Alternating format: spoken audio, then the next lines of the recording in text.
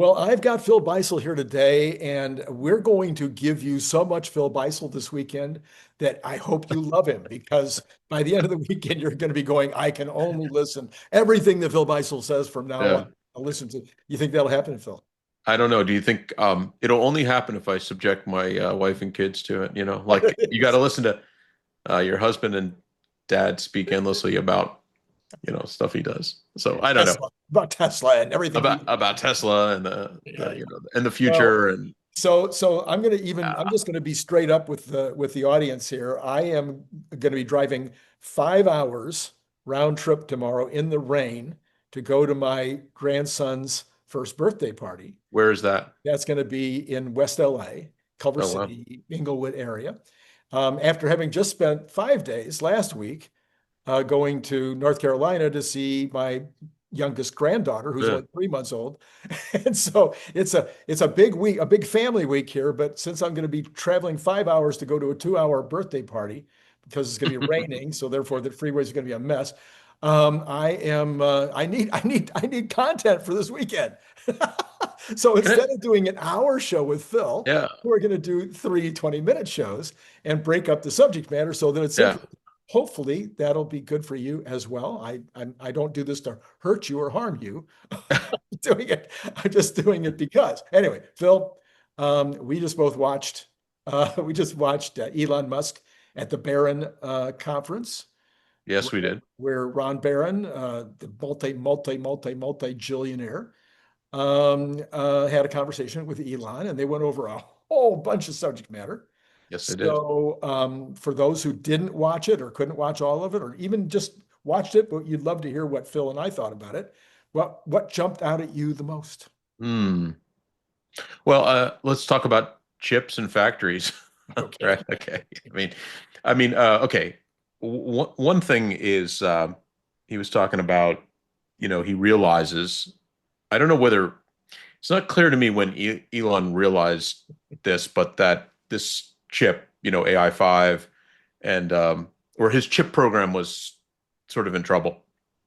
He Yeah. had this flagship, he has this flagship chip that's in all the vehicles today, AI4, known as Hardware 4, right? And it's damn good, right? I mean, it's like you know, built for FSD, so that's pretty awesome. And he had before that he had that Dojo project running to build the training supercomputer, and that was, as I think he said, doing okay but not converging. He didn't use the word converging, but Well, that's he said it wasn't ever going to be competitive yeah. with With that, NVIDIA. in that case, yeah, NVIDIA. And I mean, and again, I don't think that's the point. He wasn't trying to make a competitive product to NVIDIA, but he was saying, compute-wise competitive for my purposes and my musconomy Right. purposes. And so I think, and then he recognized that the AI5 chip was, I think, appropriately the word not converging. So, not getting to a point where he's like, okay, so he needed to grab onto it. And I think this is quite typical of any type of program in a company where, I mean, you have Elon, he's got I think he said some conference or something. He said, I have a lot of spinning plates. Yes. I think it was the All In podcast. He said that, and um, it's just typical that a program that's under an executive, it kind of like it, unless Elon is keeps spinning the plate, and keeping, then it kind of languishes in some way.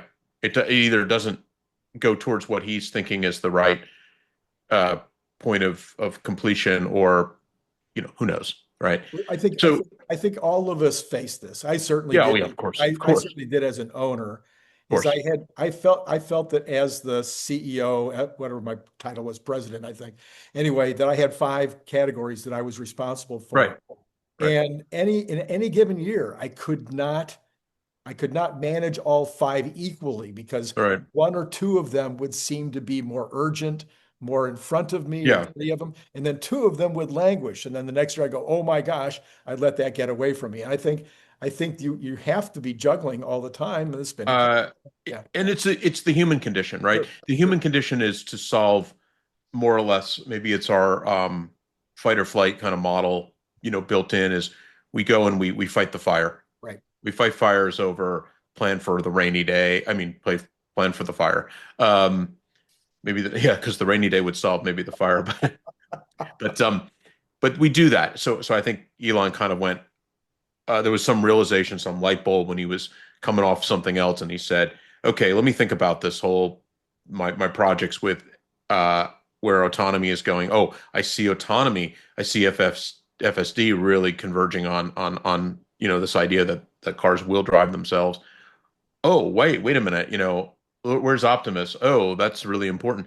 Oh, crap. What's this AI 5 chip has got to it's got to knock it out of the park, and it better be good. And and then he goes and looks at it, and it's not getting there. It's not on time. It's like, oh my God. So then he creates, a set of urgency around that, and he starts to focus on it, and so that and that built realization in his brain that, oh my God, even like back of the envelope math, he started to realize, which he's very good at.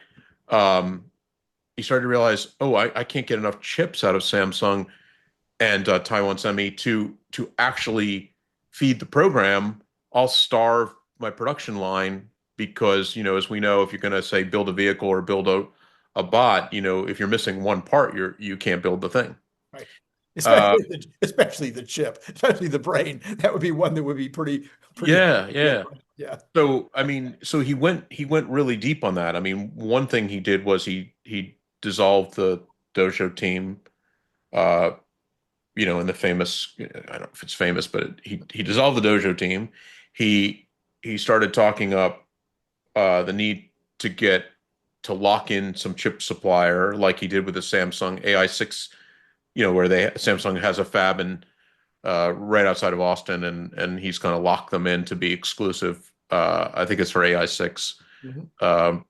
But then he started thinking, I think, okay, let me take a look at this AI5 chip. Let me look at the architecture of this chip. Uh, and he probably heard from his software guys, wait a minute, this chip isn't exactly what we want. We want this in it. We want that at. The team is not responding. And he got on top of that. So I think it's both a management it's not it's not all technical, right? Mm-hmm. It's largely a managerial issue. But he won't characterize it that way. He'll So if we back it up just a little bit, because we have two things that have to be done with these chips.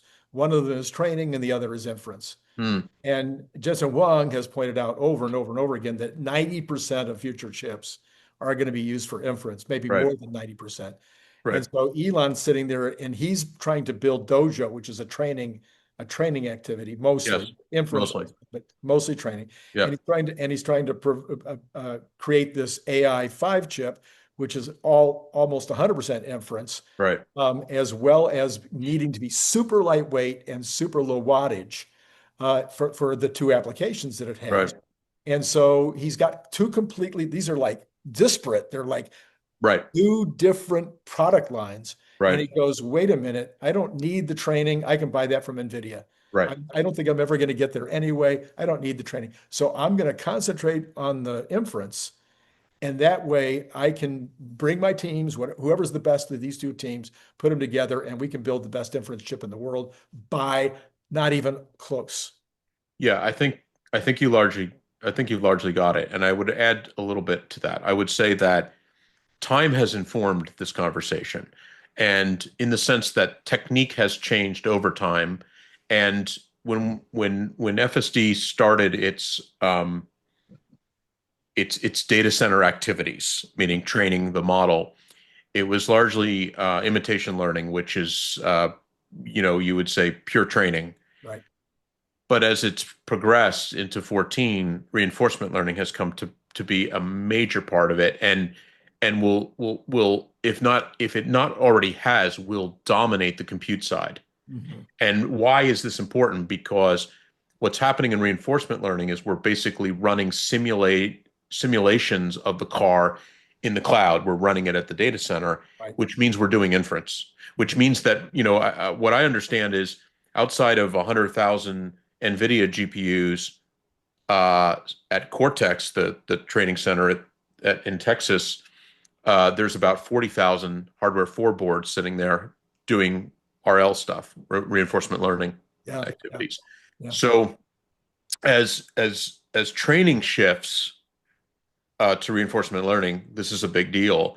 And then, in addition to that, I mean, it is a very difficult thing to build a general purpose chip and a specialized chip in the same package, right? I mean, in other words, they're basically strings that pull against each other.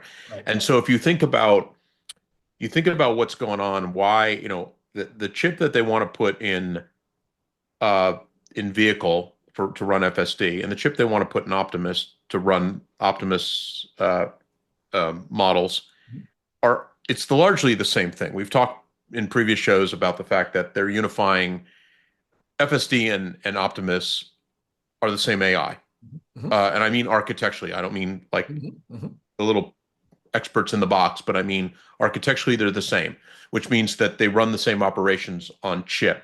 And Optimus is pushing the envelope because unlike the power envelope that you have in a vehicle where you've got this big battery that, I mean, frankly, the battery in most Tesla vehicles can run your house for a couple days. Now, what we want the battery in the vehicle to do is move the wheels, right? So, in other words, range. But that said, you've got a lot of power that you can bring to compute in the vehicle. Optimus, now you've got 2.5 kilowatt hour battery, and you want, and in a sense, the compute requirement on Optimus might be much higher than what you have in FSD. Right. So it's because okay. We wouldn't want to get into too many weeds on that, but let's just stipulate that that's a true statement. So now you've got this really interesting problem is, okay, I want to build the lowest power, highest performance chip possible, and the highest performance often means that you meet the software head on. I mean, I'll give you the example that he used. He was talking about in inference cycle, they run this little distribution algorithm at the tail end called softmax. Now, we don't need to describe what softmax actually does, but in hardware 4 running on everyone's newer current Tesla vehicles, softmax is implemented in software. Now, when I say it's implemented software, it means it's going to run on the CPU, not the GPU. So on that board, there's some CPU. I forgot who the vendor there's an ARM-based CPU sitting there, and so somebody in the org, wrote the little softmax algorithm. Not too tricky, but if you look at the code, you look at the code, that's going to take a lot of cycles, and then you've got to shift the data out of the GPU memory, hand it over to the CPU to do this operation. I don't know whether you have to bring it back, but you certainly have to hand it over. And that takes time and energy to be pun-worthy. It takes energy to do that. So at the end of the day, what do? Well, if you're the software team, you go, hey, chip design team, could you put this in hardware? And so what Elon was saying is, in AI5, we're moving and remember he talks about, in some cases, he says in some cases, we get 40x performance. He's talking about that. He's talking about they've shifted softmax into silicon, which means a lot of cool things. It means that the memory fetches are coming from the cache is much closer to the core of the processor, and the algorithm is literally at the transistor level, as opposed to executing a bunch of instructions written in a higher level language. So anyway, at the end of the day, the whole point here is you've got these things pulling against each other. On one hand, you want to build the chip to make it the most efficient, and efficiency is often a power thing too, right? Obviously, it's like throughput and power, and sometimes in many cases in chips, they're highly interrelated. You want it to be especially purposed towards the problem you're solving, like FSD or Optimus's AI. And so if you can lean into that and do a great job, then you get this great performance chip that solves the problem. And that's like the holy grail, right? It's like where you have hardware meets software head on. Um, Now, if you zoom out from that, um, what do you do about general inference? And what I mean by general inference is like, okay, this is inference that Elon's talked about, like in Hardware 4. It uses, this is a detail, but uses int4 um, parameters, small Mhm. integer parameters, and they can get away with that for reasons that beyond the discussion here. Uh, but if you're talking about general inference, you might, oh, wait a minute, I need to go up to run a bunch of floating point operations.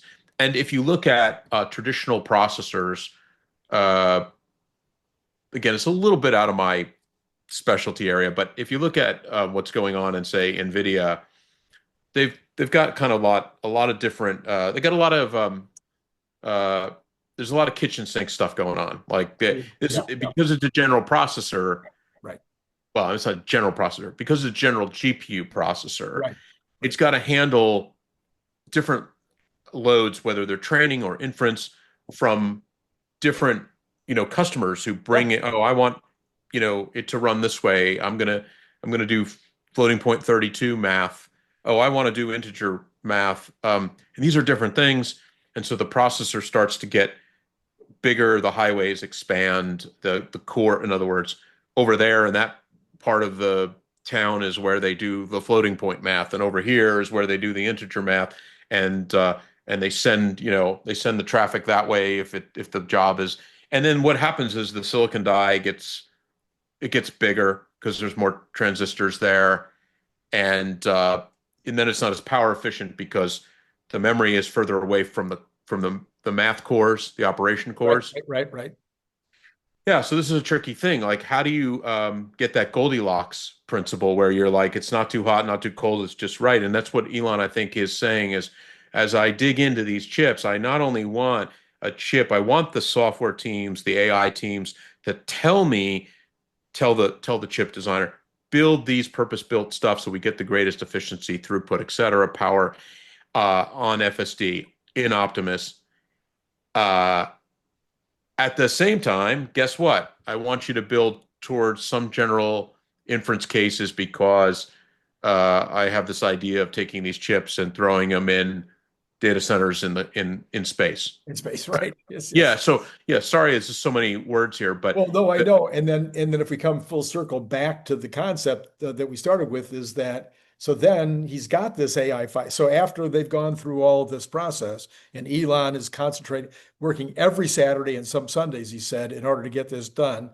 And apparently there must be pretty darn close now to having the AI 5 chip done. And the AI 6 chip, I guess, is just is another iteration of the AI 5 chip, although apparently a huge improvement over AI 5. Now he says, okay, how many bots am I really going to make here? Because he's been yeah, giving us all these numbers. It's like, well, I'm going to do, 1 legion this year and 10 legions next year. And then on another show, he's like, well, no, maybe we'll get to 50,000. And then yeah, on another show, he's talking about billions. So I think he's come back to what he originally said, which is kind of the goal in the near term is about 100 million a year. yeah. 100 million a Also, year. 100 million a year is if you double up, if you believe that you need to double up the chips, because like on hardware 4, there's two chips right, per inference board right, for sorry, yeah, for in FSD. There's in the vehicle, there's two of these chips, two AI 4 chips. um and then that's because they have this kind of like redundancy, that's it. some of fault tolerance thing. Yep. And in a way, I you probably need that for Optimus as well, because you can't drop grandma when you're carrying her down the Right. stairs, right? In other words, the unit needs probably fault tolerance Yes. as well, for tasks. Like if it's doing surgery, it can't just kind of like glitch out Oh, in the middle of darn. a, Oh, darn. yeah, I'm holding, oh, I glitched out and I need to reboot and it takes me, The 30 thing you, seconds. the thing you don't want to hear. Whoops. Yeah, yeah. And your So dentist or even your barber. You don't want to hear yeah, I that. mean, a lot of people have told me no, it just needs one chip, and I'm like, I don't think Yes. so. Um, So I now mean, he's making it. So now if he's making 100 million of them a year he and needs 200, 200 million chips, and he's 200 making million chips, another 10 million vehicles a year, 5 million, 10 million vehicles a year, he needs 20 million for that. 20 million there. And then he says, look, I need extra to put in space. I need Yeah, extra yeah, to use yeah. in data centers or whatever. So the entire output of, I think the in 25 could be a 24 number. So someone should check me on this, but I think the entire AI chip output from Taiwan Semi and Samsung and anybody else that's in the mix, and I'm not sure who is, maybe I'm not sure at the fab level who else is in the mix. I'm not talking about chip, but I'm talking about total output Right. is I think 1.3 billion chips. 1.3 billion. Okay. And just to add some color to that, um, NVIDIA doesn't have a problem selling its chips. Right. So, Right. so yeah, so demand is not slowing down. It's not like all of a sudden the fab is like, hey, we got open space, come on in, and Yeah. and so Elon's looking at that problem, going, oh no, I'm gonna finally get this Optimus thing. I'm gonna get the hands right. I'm gonna get this right. I'm gonna get the supply chain. I'm gonna get and then I'm gonna be stuck needing a chip. So what am I gonna do? And I think he's suffering that problem right now in his head. And I think based on the conversation today, I think that decision is made. I don't think he's still thinking about it. Yeah, no, I don't think so. He says, I've got a full plan on how to get there. Yeah, but I don't know what it is though. I mean, He talked about 10 buildings. Yeah, I don't, one but per building, I still think it's a partnership. Or you still think that, well, does that mean a partnership, or do you mean he'll hire Samsung to be a consultant, or will it be? I think it's leaned more towards that than it is. I don't think it's a Taiwan Semi or a Samsung property. Yeah. I think it's a Tesla property. But I think the partnership is to pay them for their expertise and their ability to, because he's got to come up.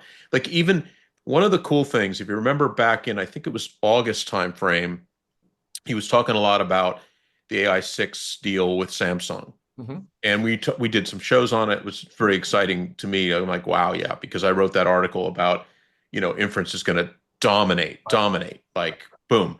And so as he started talking about that, what was he talking about? He was saying, hey, I worked out a deal with these guys where I get to walk the factory floor. And I said at the time, and I wrote a post about Elon's going to go build a fab. And I can't tell you the number of people who told me I was an idiot. I mean, I am an idiot, but I think I got it right. I mean, yeah. So how he builds that, how he structures it from a capital allocation and partnership, I think is in question for all of it. I mean, it's just an open question. We can debate it, but the reality is, I think you are correct. He has set his mind to the fact that he can't get quantity chips out of these guys. He's got to move faster than them, or he's going to get pinched.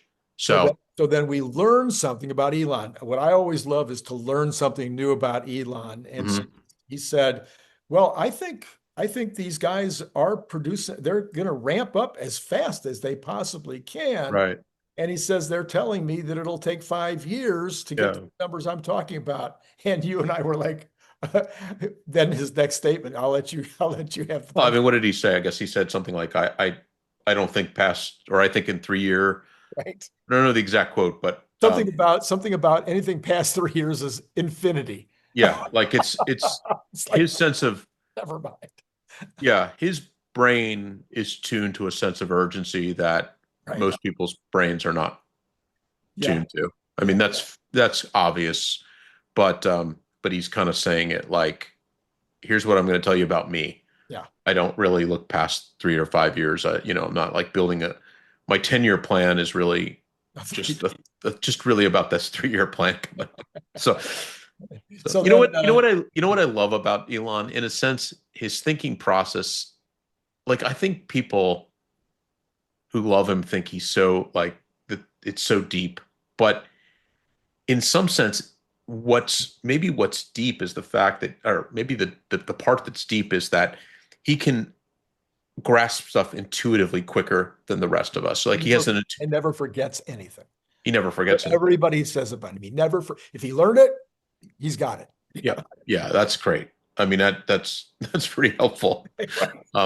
Yeah. So that was one thing. And another thing, if we circle back, what else did I learn? I loved how he compared, Ron was asking him about the factory production cycle. Mhm. You know, you can get it down to 10 seconds, you know, a vehicle popping out every 10 seconds. Right. And Elon made some comment like, hey, yeah, we can get it down, but you can still walk faster than the output. It's not like we're shooting vehicles out of the factory. But what I thought was really interesting is he built another framed analogy, as he said, because guess what's on his brain? He says, I have chips on the brain. So he started saying factory's like a chip. You know, we've got transistor density, which leads to like if we can reduce the amount of how do we reduce the amount of waste? There's too much empty space in a factory. Like how do we compress that? And if we can compress it, we can get speed out of it, right? Because that's after all what we do a lot with these processors is that and I think Ron asked him like something about the bit traveling, and he's like, yeah, imagine you're traveling along the wire and you got to get from here to here in the factory. Like it's the same thing as the chip problem. Yes. And that's a cool thought. And it makes me run back to a thing that his VP of manufacturing and engineering, Lars, said is, you know, he said something like, we recognize that as we looked at the factory, that there was a lot of, we're pushing a lot of air Mm-hmm. down the assembly line. You know, like most of these factories, you get some kind of like parallelism up here, and then you get serialized at the last thing called general assembly is the last, you know, the last mile before you build the car. And that's when you have a bunch of you know, in the old days, a bunch of guys jumping on the cars and rubber mallets and screwdrivers and put the doors on and all that stuff. Well, I usually say the old days, but I'd say in the mostly non-Tesla factories. Right. And so what they observed, maybe it was Elon, but maybe it was Lars too, is that, you know, they're pushing these big assemblies down, and that when they're pushing these big assemblies, like it's like a mass that you can measure the mass, but if you look at the volume Mm-hmm. to mass, Mm-hmm. it's like if you could condense the volume and just keep them. So what does that mean? Well, the observation is if you could build the parts by themselves and just shuffle them further and further down where you have more parallelism and then more density, meaning less volume to mass ratio, then you ultimately could build faster. Yeah. And that's what the unbox process is for CyberCab, right? That's the realization that what they're going to do is they're going to have 4 major assemblies come to bear at the last possible second, and they're going to snap those things together. Now, I didn't see it myself, but people witnessed during the shareholder meeting said, this is an extraordinary, there's no human in the loop. Yeah. No human in the loop to build a car. Yeah. And that Elon thinks at some point they can pop those cars out in between a 5 to 10 second. He even said 5,000 milliseconds, which obviously is 5 seconds, but he's thinking in millisecond, people. Yeah. Okay, like his units of manufacturing time are in the millisecond range. So that's how he parse. You can see what he's thinking, right? He's parsing the problem down to these little like time units that are sub-second. Yeah. So at the end of the day, what was cool about that is he was saying, hey, look, we observed I have a lot of experience in manufacturing, Elon, and what we observed is density. If we can get more density, you know, by reducing volume, that we'll get faster cycle times and therefore better efficient outcomes, which is just like the chip. Just exactly. Yeah, one last thing I'd like to cover before we end this show is he talked about the Optimus arm again, the Optimus hand and arm, because Ron Barron was like, well, how are you going to get it down to $20,000 and what and complexity, blah blah. So, but Elon did make news today. I think at least for me, Mhm. he told us um, how many motors, I how think many it's a 50 actuators. He said 50 per hand, but he meant total. hand and arm. Yeah, Yeah, like I assume what he means is elbow to finger, meaning the yeah. actuators are mostly in the in this part of the forearm of Well, the. that is double the number that I've been assuming. And I think it might be double the number Yeah, that Scott Walter is assuming. So yeah, 50 actuators 50. per Yeah, arm. So, yeah. What did he that's say? He amazing. said that. Uh, Excuse me for referencing a note here, but I wrote down something about this because it was he defined the actuator Yeah. as the motor, the gearbox, and the power associated power electronics. That makes sense. It's Yeah. interesting that he finally kind of defined the term for us. Um, But as a manufacturer, and you were in that world too, I all of a sudden I do the multiplication and I'm going of those, just the hands and arms, you got to make 50 million of them to make a million yeah, robots. yeah, If and you want to make a if you want to make 100 million yeah, robots, and you the got to make a design bunch of those babies. has to be that they're roughly all the same. Yeah, they got to be the same. Yeah. Right. They have to be the same. They can't be, you can't have, I mean, you could have 3 flavors, but you can't have 50 flavors Right, right, right. because you can't do it. And he then repeated his claim that these robots will eventually be able to do surgery better than a Yeah. surgeon. Yeah. And he pointed out that this is part of the abundance that he's talking about, is that if I'm in some podunk village in South Africa or wherever, Equatorial Africa, I guess, is still the worst place you could live, I suppose. Anyway, and there's no surgeon. In fact, there's no doctors, there's no nurses. All of a sudden, you can plop down an Optimus, and the Optimus is going to give you all Yeah. Yeah. the skills of all of those Yeah. in one $20,000 bot. Yeah. That's going to be absolutely, it's mind-boggling to Yeah. Yeah. contemplate I, what that'll mean. yeah. And again, we come back to all engineering problems are, I mean, he approaches them a bit differently, but they're always about, threading the needle to some future piece of perfection versus market realities or near-term realities, right? So he's looking at this thing and he's saying, I think like how far do you take the engineering Mhm.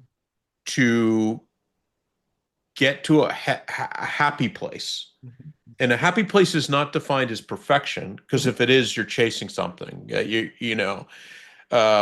And maybe when he talks about surgery, he's talking about Optimus next gen, like we don't know. We don't know. But he is in his brain, he's gotta get between here and good enough and perfection. He's got, and those are very, very difficult things. You throw the ball like Elon, unlike a lot, throws the ball all the way downfield to the far extent, uh, and says, what is the ultimate problem I want to solve? Right. Want to solve this problem. Okay, let me back up from there and see what's possible. And obviously, somewhere along the line, pushes his teams to uh, unrealistic perfection so that they achieve something in the middle. I'm sorry, I have to keep it going because I remembered one more thing. Because this was Mhm. actually, you had originally said there was no news, but there was a lot of news. Okay. I mean, if you stop and think back, Yeah, yeah, yeah. because up until now on Neuralink, I knew that his plan was to Oh, have the Neuralink be able to talk to your spine and then have your yeah, spine be able to talk to your legs yeah, if you're a paraplegic. But what he was talking about now is somebody who was missing a leg or missing both legs, yeah, or yeah. you could Bionic extend man. it, you extend it to arms and everything. Yeah. You basically would the Optimus parts become prosthetics that are controlled by Yeah, I the mean, by yeah, I the don't. Yeah, that's an interesting one. I mean, he was doing the reference to Steve Austin's $6 Million Man. I'm right. old enough to have Yeah, watched that show. me too. Um, Remember it well. Yeah. And yeah, I mean, basically, yeah, he was going down the prosthetic. There are other flavors of that, by the way. Of course, but that was just one that I Yeah, I had mean, one never flavor said. of I that, never thought about that. yeah, much maybe more near-term flavor of that is essentially just remote controlling your Optimus. Yeah. In other words, you've got an Yeah, yeah. Optimus sitting I there, think that'll but be, yeah, that yeah, happens you're real soon. Yeah, yeah. right, yeah. I mean, I don't know. I mean, that's a great. Obviously, he's thinking, look, he's ahead of us in thinking about how all his companies fit together, Right, right. right? Yes. So we play catch up on that, and we hear little words that and uh, but on the other side of that, often we'll hear Elon emit an idea, not a plan. Yeah. Um, so because as he said, I've got more ideas in my head than I know what to do with, and he's got what we're saying in the green room. He has a lot of spinning A plates. lot of spinning plates. So yeah, I totally would expect that in some future point, clearly there's this idea that you could take somebody who is paraplegic, quadriplegic, and give them a new uh, body where their spine can't be reactivated. Um, but yeah, it's Great, great, crazy world, crazy world. All right. yeah. So if you want to know more about the crazy world, there's a book that Mm, you could buy because we think that we've also put our little brains to use to kind of think about the future and what it really means to have a world of abundance and what it really means, what it's going to take to get the full stack done. And of course, uh, my buddy Beisel here is is a contributor to the book. yeah, So if you would like to read a little bit about what Phil has said in the book, there's only one way to get that, and that would be to buy the book, buy the book, buy the book. Phil Beisel, thank you as always for jumping on. We will do a part 2 and a part 3. Stand by for those. It's been great talking to you.